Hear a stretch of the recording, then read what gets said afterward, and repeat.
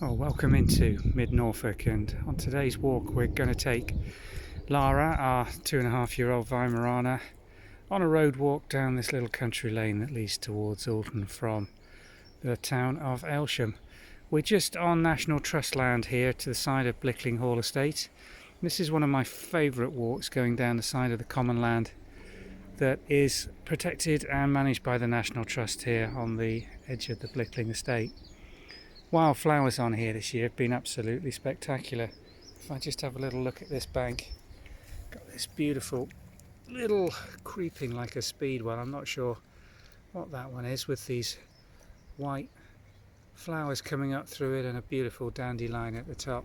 It's been a really bizarre spring so far, with a real mixture of things that wouldn't normally be flowering. This yellow flowered dead nettle is probably an escapee from somebody's garden. It's almost got a variation on it. Not uncommon to find these in areas where people have just dumped their garden waste. This year, still in April, we've got daffodils still flowering away, only just going over, and bluebells already in full flower, even in the woods around Blickling. It's extremely strange and early spring. See, she's picked up the scents here. This area of field in the distance we can see game birds just taking off, pheasants will be nesting, so we'll have to keep an eye on her. But she's got the scent probably of, see this run here, she's straight on it, following through. You can see where the deer and larger wildlife make their way at this entrance through into the field beyond. So we're going to carry on now up this lane. It takes us through this little valley, and up the other side we'll enter an area of woodland, and it comes out in a beautiful area with a farm that we're making our way to show you, which is one of my favourite traditional Norfolk farmhouses. Little violets in this quite shady area under this tree. The wind's picking up, so I hope I'm not getting too much wind noise. And this little flowering plant that seeds everywhere, it's a biannual, comes into flower now, that's all it does, and then profusely seeds everywhere.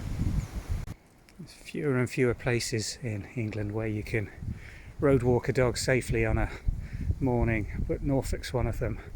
This little country lane is one that crisscrosses the area of the Blickling estate.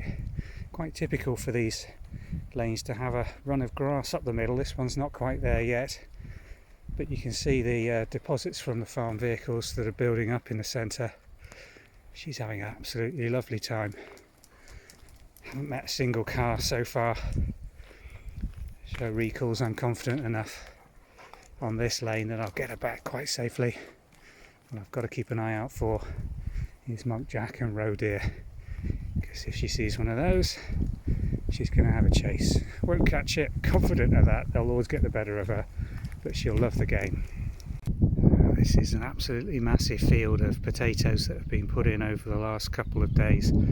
Huge machines build these almost 2-foot high banks into which the potatoes are deposited. This has probably got to be pushing on for 75 or 100 acres in total, this field. Bit of wildlife still on it, it's almost barren. Did a video about this last year on a field just down the way.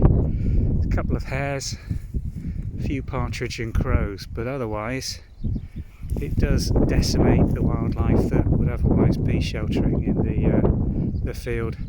She thinks she's on a beach. Better get her out before she gets told off by somebody. Another deer run crossing here. You can see where they go under the wire, down onto the open fields, and then through right across onto the area of woodland over the back. This oak tree really's got a jump on the rest. Early leaf variety out in its beautiful lime green. There's a lot of the others still got that beautiful golden tinge to the new foliage that's just breaking from the bud in the longer run there. Another huge field here, this time I think put to wheat or barley. Difficult to tell when it's just at this stage. Again, a total of probably 75-100 acres. A single run, multiple tram lines across it. It's a big field this. With the woodland behind. We're going to make our way further along this lane now through the wood towards the farmhouse we're going to have a look at. We've made our way a little further down the lane, and just on the side of the potato field is the remnants of a patch of sweet corn that was grown for the game birds to shelter in and used to feed them. There's still a few pheasants just about 200 yards from me, just making their way up along that hedge. Norfolk's still quite an area for raising game birds, and a lot of the estates still do it and hold shoots during the season. They're over now, obviously they're nesting, but the survivors of the shoot during the winter months are now pairing up, and the cockbirds are in absolutely beautiful full plumage colours, full mating plumage, which makes the Asiatic pheasants, they're not a UK native, but one of the most spectacular birds we do see around here on a regular basis. So we're going to go on through the woods and see what there is to see further down this lane. She's having an absolutely lovely run around. Lara, come. Lara. Here she comes. Good girl, one-tired Weimaraner. Yes, good girl, come on. Lovely little celandines just running along this bank. Quite shady on the north side of the lane. I'll get some evening sun later on.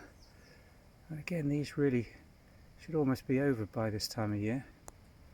First ones are just fading, but still plenty of bud coming on them, and a lovely splash of buttercup yellow along this bank. Some dead nettle in the background, some cow parsley coming up as well, just before the woodland. Let's make our way along the road. There's campion here flowering away, and that really shouldn't be flowering before middle of May into June really, but early season's brought it right on. Loads of stingy nettles down in this ditch, and dogs. Some dead nettle up on the higher bank. A bit windy, so we'll make our way into the wood. There's some absolutely lovely drifts of pink and bluebells just under the dappled edge of this woodland. They're not as extensive as I was hoping they may have been in this part of Blickling, making their way up onto that bank, more along the edge of the road than in the full body of the wood. Looks to be more up onto the top bit there, but wouldn't it be fantastic if this was just a confluent run of these beautiful wild spring flowering bulbs. I'm always intrigued by the nature of these earthworks here. It's absolutely massive secondary trench that's been dug in the back there. Comes through this wall along the front into the drainage ditch, which is running along the side of the road with, looks like a late Victorian bricked, certainly engineering bricks, they're not handmade, and it's a concrete culvert at the base, drainage along the front. But why would anybody go to all the trouble and effort of digging that? It really is a huge pit to have dug out by hand. Must have had some machinery. It's been cleared quite recently as well, so there must be some drainage issues here why that has been put in, but for the life of me I can't think of any of them. It's out in the middle of nowhere. There's no industry or farm buildings or anything around here to justify it. Just mature, mainly oaks, horse chestnut, sweet chestnut and beech. To the other side of the wood we're back into a potato growing area, another massive field, solitary cock pheasant standing proud on one of the lines. Oh, and she's heard or seen something and she's off, so I'm going to do a recall and get her back. Good girl. Yes. Another big animal run through this fence here, through onto a field that was grown as maize last year, still hasn't been ploughed or rotivated. I was looking at the dead nettle along the side of this lane thinking somebody sprayed it, and it's not been sprayed, it's the drought. We've had an incredibly dry couple of weeks here at Norfolk. Cold easterly wind blowing. It's not been roaringly hot, but just look at this sandy soil, it's absolutely parched. There's virtually no moisture left in it, and these dead nettles are just feeling the consequences. Some of the more established leaves curling over, they look as if they have really been stressed by that. And here look, blackthorn in full flower, late April. This should be finished by now. Again, just a sign of the unusual weather patterns we're getting now that this is flowering at the same time that we've got campion out, dead nettle flowering, and some of the early flowering herbaceous and biennials that we'd normally expect in May and June already in full flower. Another beautiful oak coming up just on my left. Look at the golden orange foliage on that little sycamore, hedging sycamore here, coming out and flowering. Lovely lime green above my head. Orange cases of the leaf buds still in place. Lovely combination of colours at this time of year as everything's coming back into full fresh green growth.